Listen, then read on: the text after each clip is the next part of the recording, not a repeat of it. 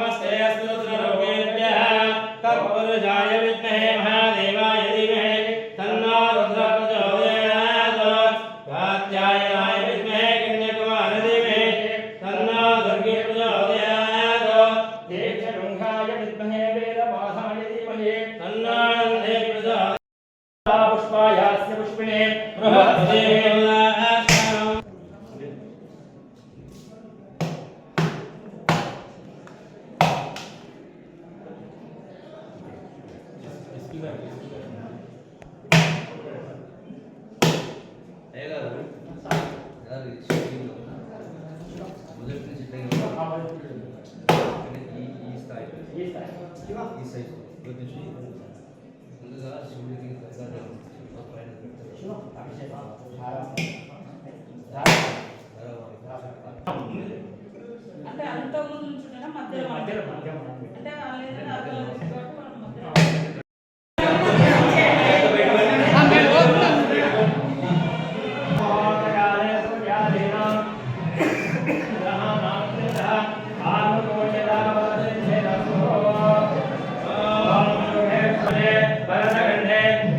दक्षिण विभागे श्री जय प्रदेशे कृष्णा गोदावरी